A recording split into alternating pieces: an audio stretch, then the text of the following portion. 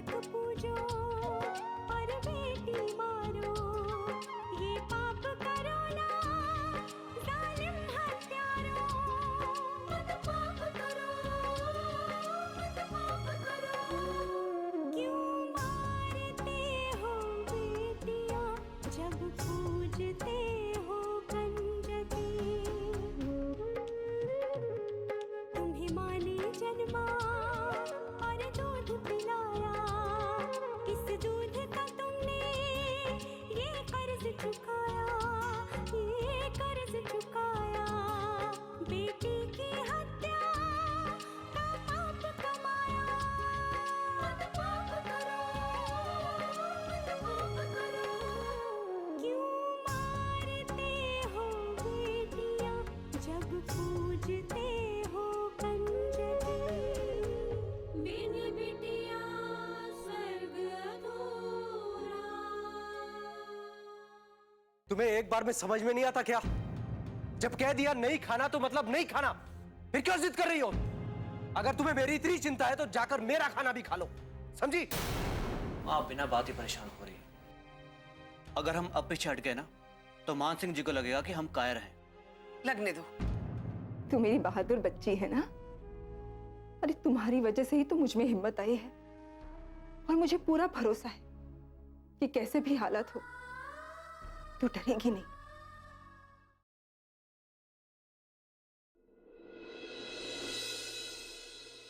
अगर तुम्हारी यही जिद है ना तो मेरी बात भी सुन लो।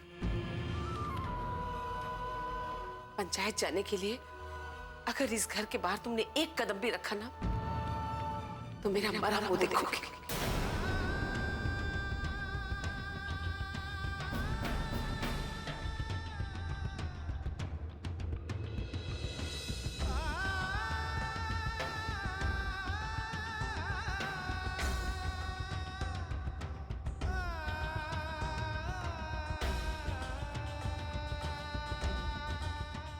इंद्रजीत, तुम यहीं रुको, मैं और लक्ष्मी सब संभाल लेंगे।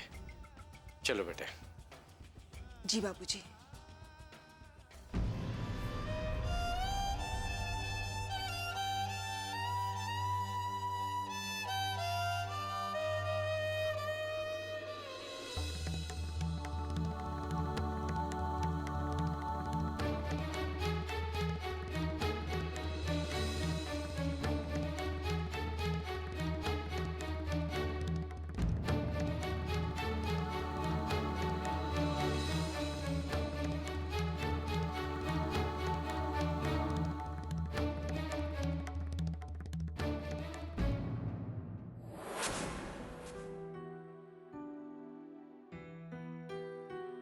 चलो, कावेरी को मिले बहुत दिन हो गए हैं राजेंद्र की माँ। हाँ जी, मैं भी यही सोच रही थी। आप कहे तो कल जाके मिला है उससे। अरे रहने दो अम्मा, उसके पास वक्त होगा तो खुद ही आ जाएगी।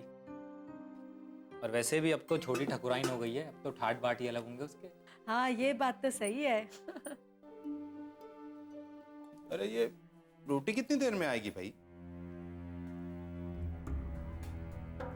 बापू लगता है आज तो भूखे उठना पड़ेगा। अरे क्यों बेटा, भूखे क्यों उठना पड़ेगा? रुक अभी। नंदिनी, ओ नंदिनी।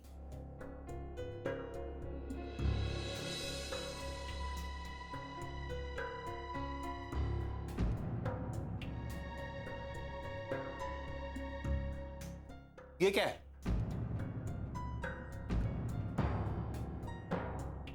हाय राम, ये क्या किया? रोटी जला दी है? बहुत कोशिश की लेकिन फिर भी जल गई। ये देख रही हैं नंदिनी जी, हमारे दिल की हालत भी कुछ ऐसी है।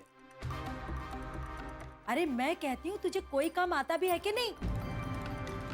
हमारे भरोसे चली आई क्या? अरे तेरी माँ ने तुझे कुछ सिखाया भी है कि नहीं?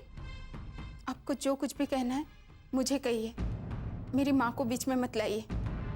आय हाय, महारानी के तेवर तो देखो। अरे तेरी माँ को नहीं कहूँ तो किसको कहूँ? माँ ही तो होती है जो अपने बच्चों को सब कुछ सिखाती है। अब मुझे देख, मैंने अपनी कावेरी को सब कुछ सिखा के भेजा है तेरे घर, कोई शिकायत नहीं कर सकता उसकी। हाँ, और एक तू है, तुझे धेले भर का काम नहीं आता। ये लो, अब जरा सा कुछ कह दो तो गंगा जमने बहने लगती है आंखों से। अरे एक औरत का फर्ज होता है अपने पति की, अपने परिवार की सेवा करे। और तुझे तो रोटी भी बनानी नहीं आती। अरे क्या करेगी तू? अरे कैसे पेट भरेगा हमारा? अरे तो बोल क्यों नहीं रही कुछ? अब कुछ बोल तो सही। अरे रहने दे राजेंद्र की माँ, सीख जाएगी धीरे धीरे, छोड़ इसे। हाँ छोड़ो अम्मा, एक काम करो, तुम ही रोटी बना के दे दो, नहीं तो लग रहा है आज सचमुच भूखे उठना पड़ेगा। अरे बेटा तू क्यों भूखा रहेगा? अरे भूखी रहेगी ये, जब अपने हाथ की रोटी बना के खाएगी ना, तब पता चलेगा कि जली हुई रोटी कैसे खाते हैं। ठहर जा, मैं बना के लाती हूँ तेरे लिए। हाँ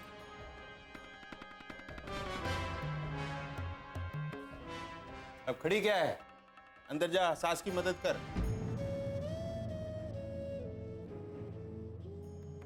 खाओ अब, चली रोटी।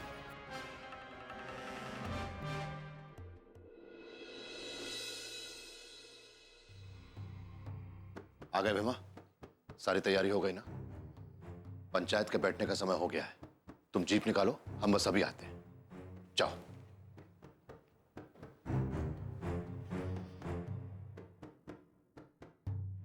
अरे ठकुराइन, बड़े अच्छे वक्त पर आई हो।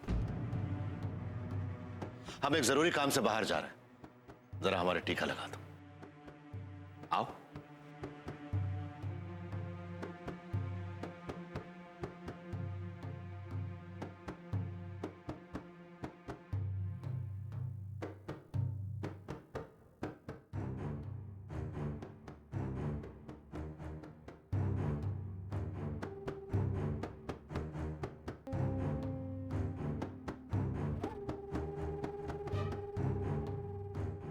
टीका भले ही आप अपनी जीत के लिए लगवा रहे हैं, पर जीत सच्चाई की होगी। ठकुराइन, हमें आशा है कि यह टीका तुमने शुभकामनाओं के साथ ही लगाया होगा। मेरी शुभकामनाओं से क्या होता है? होगा तो वही जो ईश्वर चाहेगा।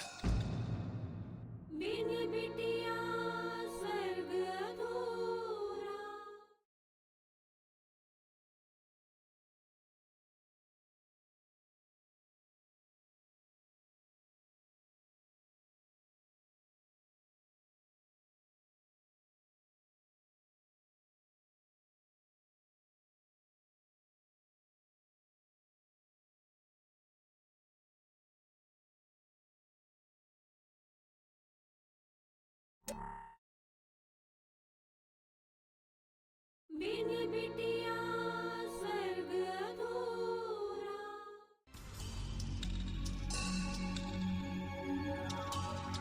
जय अम्बे मां। ठकुराइन, हमें आशा है कि यह टीका तुमने शुभकामनाओं के साथ ही लगाया होगा। मेरी शुभकामनाओं से क्या होता है? होगा तो वही जो ईश्वर चाहेगा। प्रवचन सुनने का वक्त नहीं है हमारे पास ठकुराइन। जब देखो पग पाग, बस करो। अरे नारायण, बहुत अच्छे समय पर आए हो। चलो हमारे साथ, आज तुम्हें हम एक तमाशा दिखाते हैं। मैं वहां नहीं जाना चाहता। पूछ सकते हैं क्यों? आप अच्छी तरह जानते हैं, फिर मुझसे क्यों सुनना चाहते हैं? नहीं जाने का फैसला तुमने किससे पूछ कर लिया नारायण? देखो नारायण, अगर तुम लक्ष्मी और उसके घर वालों की वजह से नहीं जा रहे हो तो हमें तुम्हारे लिए बहुत अफसोस होगा, क्योंकि लक्ष्मी तुम्हारा अतीत थी और कावेरी तुम्हारा वर्तमान है। हमें खुशी होगी कि तुम अपने अतीत को भुलाकर अपने वर्तमान में जियो नारायण। चलो हमारे साथ। अब ना तो मेरा अतीत, ना वर्तमान, और ना ही कोई भविष्य की उम्मीद बची। ये सब बातें करके हमारा मूड मत बिगाड़ो। चलो। अपनी मां की तरफ क्या देख रहे हो? तुमने सुना नहीं? आओ हमारे साथ, आओ। नारायण, तुमने सुना नहीं हमने क्या कहा? चलो हमारे साथ। आओ।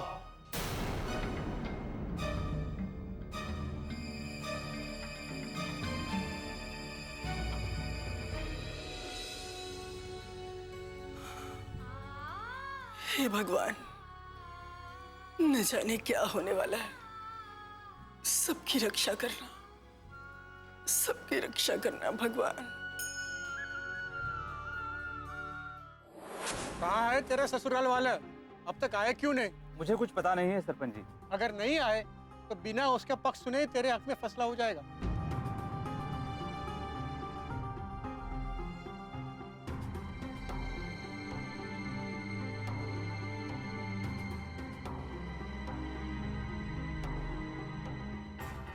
लो, विष्णु के ससुराल वाले आ गए।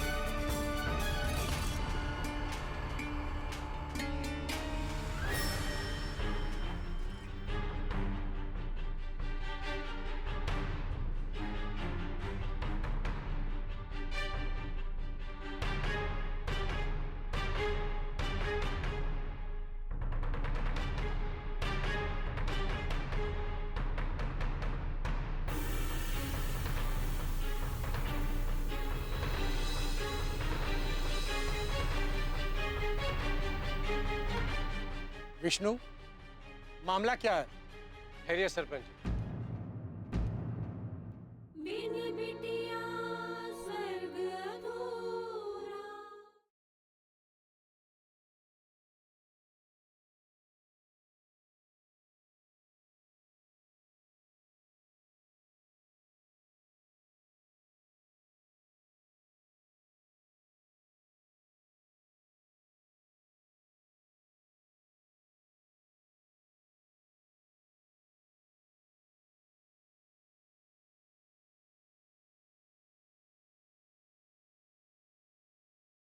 बिन बिटिया स्वर्ग अधूरा।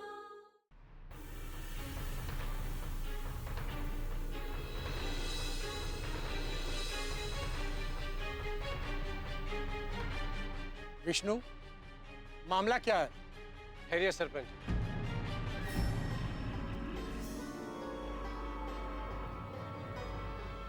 इससे पहले कि पंचायत में मामला शुरू हो, मैं आपसे कुछ कहना चाहता हूं। ठाकुर साहब, कभी आप इस गांव के समधी रह चुके हैं, लेकिन अब बात अलग है। इसीलिए आपसे अनुरोध किया जाता है कि आप ऐसा कुछ ना करें जिससे हमें हमारी मर्यादा भूलनी पड़े। मैं आपसे सिर्फ इतना कहना चाहता हूं कि इस मामले का फैसला निष्पक्ष हो और बिना किसी दबाव के।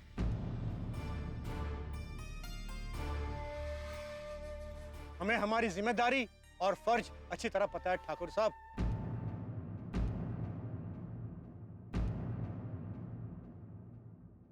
सरपंच जी, मेरी बेटी की शादी को अभी 2 साल भी पूरे नहीं हुए और विष्णु के घर वालों ने मेरी बेटी को दहेज के लिए मारना शुरू कर दिया। ये झूठ है सरपंच जी। अरे सास बहू का झगड़ा किस घर में नहीं होता है।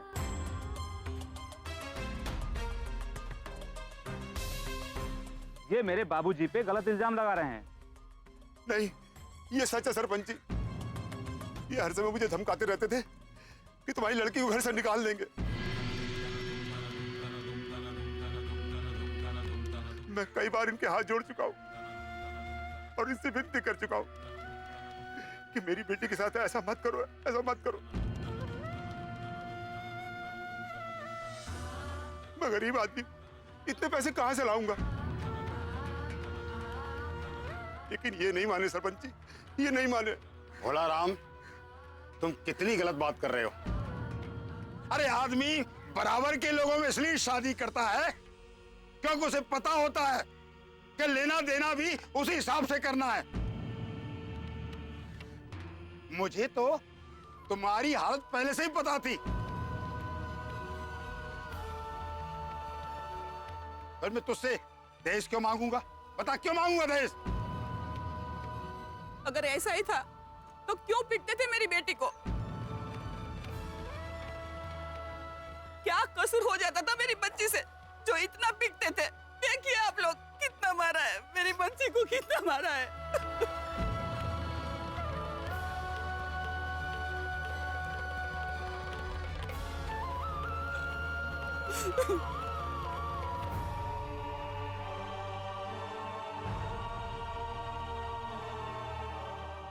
सच बात तो यह है सरपंच कि हमारे पास जमीन का एक छोटा सा टुकड़ा है जिसमें खेती करके हम गुजर बसर करते हैं। बड़ी मुश्किल से हम अपने बेटे को शहर में पढ़ा रहे हैं। इनकी नजर उस पर भी है। ये कहते हैं वो जमीन बेचकर पैसे हमें दे दो ताकि दामाद के लिए हम मोटरसाइकिल ले सके। ओ भोला राम, थोड़ा भगवान से डरो, भगवान से। तुम झूठ बोल रहे हो, झूठ। जब तुम झूठ बोलते हुए भगवान से नहीं डरते तो मैं सच बोलते हुए क्यों घबराऊं? भागो हमारी हालत जानती है। उसने मना कर दिया तो इन लोगों ने उसे मारा पीटा।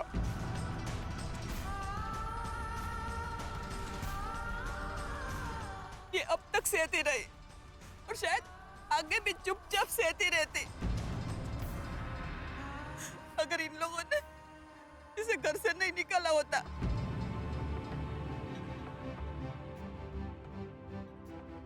और घर से निकाला ही नहीं सरपंच जी, उसका 6 महीने का बच्चा भी छीन लिया। सरपंच जी, औरत सब कुछ सहन कर सकती है लेकिन अपनी औलाद का गम बर्दाश्त नहीं कर सकती, नहीं कर सकती। इन लोगों ने इसे धमकाया भी और बोला तो साथ में पैसा लेकर नहीं आए तो मायके में ही रहना। अब सरपंच जी आप ही बताइए ये कैसा न्याय है?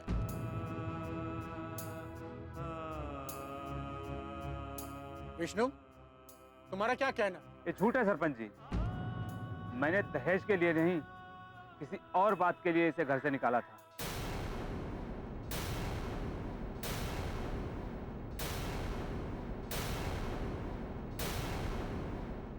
बिन बिटिया स्वर्ग अधूरा।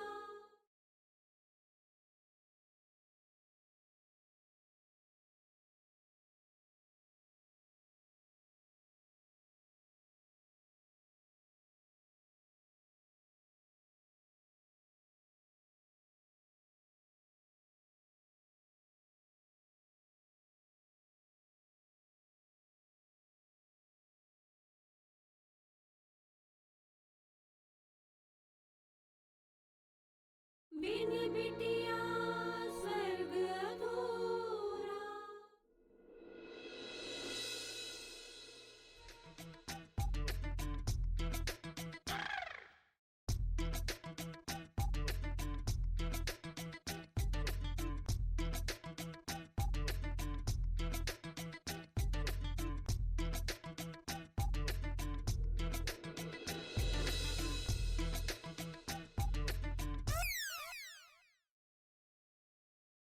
माँ जी, माँ जी, हाँ माँ जी, आपने अभिमन्यु को कहीं देखा है क्या? नहीं, नहीं देखा। पता नहीं कहाँ चला गया है। पूरा घर ढूंढ लिया मैंने। इतने सारे काम करने हैं उसे, पढ़ाई में तो उसका मन ही नहीं लगता है। बच्चों पर काबू रखना सीखो मीनाक्षी, वरना एक बार अपनी मनमानी करने बैठ गए ना तो फिर मेरी तरह पछताना पड़ेगा तुम्हें।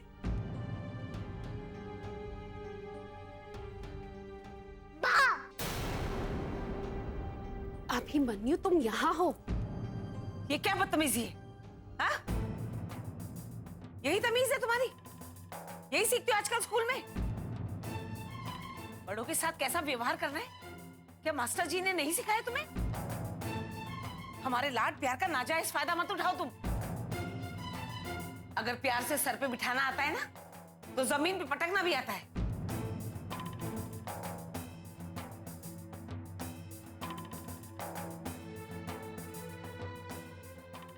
क्या हुआ माँ जी? आप परेशान है क्या? मैं परेशान हूं या नहीं, इस घर में किसी को परवाह है उसकी?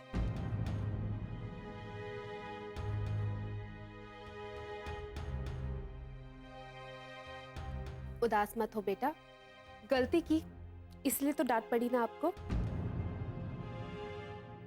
वरना दादी तो आपको कितना प्यार करती है ना?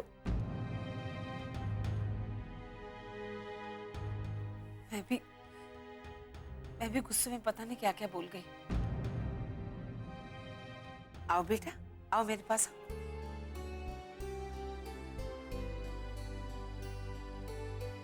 अच्छा अच्छा मेरा राजा बेटा, दादी पास आओ। अरे मैंने तुझे डांटा थोड़ी था, मैं तो मजाक कर रही थी। तो मेरा राज दुलारा है ना। अच्छा बच्चा।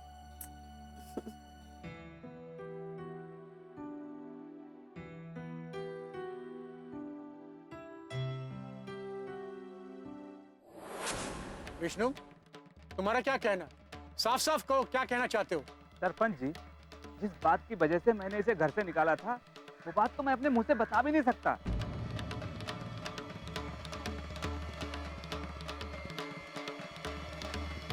और इसने अपनी सच्चाई छुपाने के लिए मुझ पे दहेज का गलत आरोप लगाया है। तुम घुमा फिरा कर बात क्यों कर रहे हो विष्णु?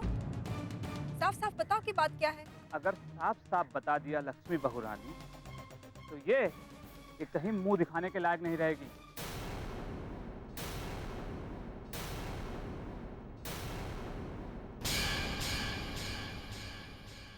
ये झूठ बोलता है सरपंच जी। सच बात तो ये है कि ये जानता है कि इसने गलत काम किया है और अपनी गलती को छुपाने के लिए मेरी बेटी पर इल्जाम लगा रहा है। तुम्हें शर्म नहीं आती है विष्णु? अरे जिसका हाथ थामकर तुम उसे अपने साथ अपने घर ले आए थे, ये वचन देकर कि दुख में सुख में उसका साथ निभाओगे। जो सिर्फ खोखली परंपराओं को निभाने के लिए किसी को भी सूली पर चढ़ाने के लिए तैयार हो जाता हो, उसके घर में कोई साथ भी कैसे ले सकता है? ठाकुर विजयराज, समाज की मान मर्यादा के आगे इंसान की क्या औकात है?